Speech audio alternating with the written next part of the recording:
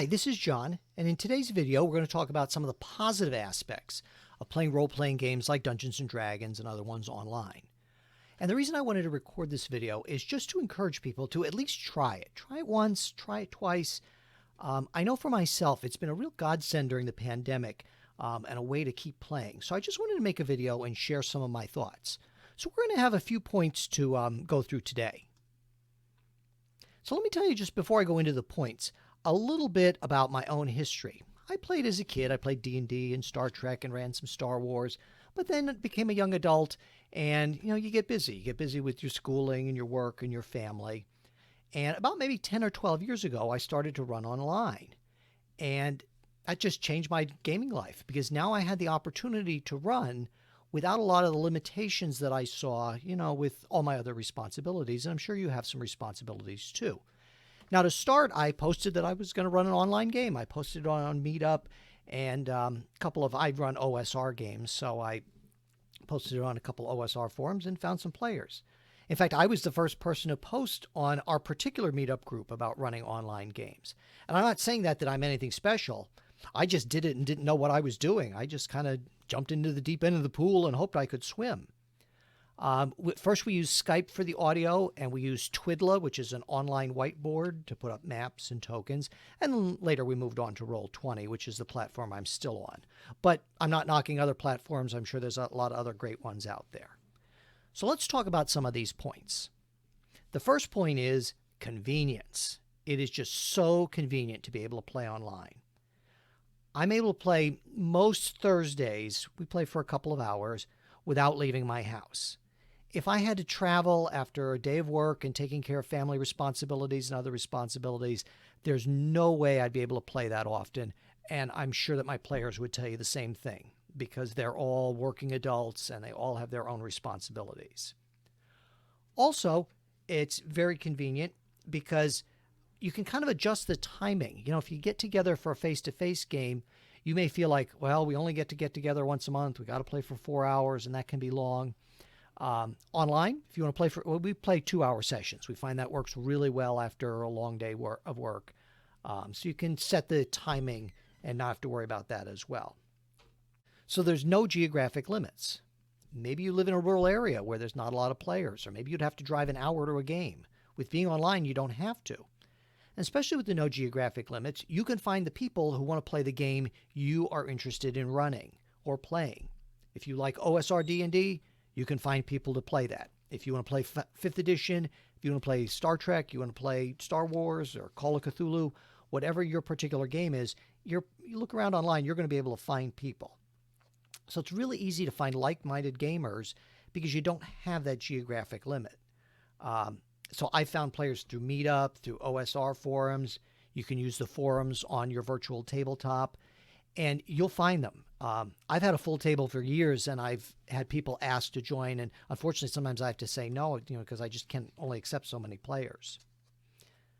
Now let's talk about the online resources. Roll20 and other virtual tabletops let you store your character sheets. They have online dice rollers. You don't have to forget or worry about forgetting anything, on game night. And you could certainly use something like a Google Docs if you want to keep a campaign journal or get messages, or, like we use Skype for the audio, and I can send my messages on the Skype message board. So there's a lot of online resources. And these virtual tabletops are really set up for a lot of games. They have character sheets. They have things to help you make your characters and to level up your characters. They have forums so you can get technical advice. So there's a lot of really good online resources, to help you run your game. New skills. Now, this is one that's sort of outside gaming. But with the pandemic, I'm a teacher, and of course we had to switch to online learning for at least part of the time. So all of a sudden, we have to present lessons online and manage people who are not in the room. After running games online for years, this was not a big deal. And one of my other players, he runs occasionally too, and he said, it was no problem. He's used to running online meetings. So there actually are a lot of new technology skills that you get. I learned a lot about managing groups online, about computer audio and headsets, photo editing skills. I even relearned a little coding for writing macros. And the last one is probably the most important, and that's friendships, or at least acquaintanceships. So I've been running about a decade, and people have come and gone in the group. Real life steps in, and some people, maybe their interests change, but that's true in a face-to-face group as well. But over the years, I've met a number of great people, and I've learned a lot about gaming from them. And it's just really neat to meet all these different people. It's a way to meet and enjoy a shared interest no matter where you're from. And you could play with people from wherever. One game I was a player in, we had somebody from Europe. In my regular game, I have two fellows from Canada. I just think that's so unique and a neat way to meet people. Now, are there downsides to online gaming? Of course. There's tech issues. You can have sound issues. Sometimes folks do talk over each other, although that gets better with time. Over time, people get used to the rhythm of the other players, and that becomes less and less of an issue. I also think there's a little bit more prep involved. Because you have to kind of get your images together, you have to get your tokens, versus maybe just pulling out a few minis and drawing a map, on a plastic battle map or a vinyl battle map. And of course, you're not physically in the room with the other person. I understand that's a concern, but my thought is I would rather do some gaming than no gaming. So in conclusion, like many things in life, you have to kind of weigh the pros and the cons. Nothing is perfect, and I don't claim online play is perfect. But for me, the ability to play far more often far outweighs any of the downsides. I've met people who've enriched my gaming life and just my life in general. It's been really lucky to meet the people that I have. So maybe you've tried it and it doesn't work out for you, and I respect that. If you haven't tried it, though, get a couple friends together, 2 or 3 friends, and give it a try.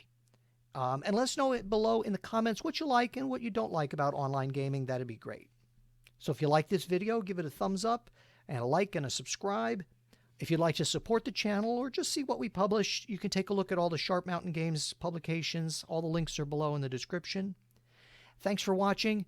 I appreciate every viewer, and take care.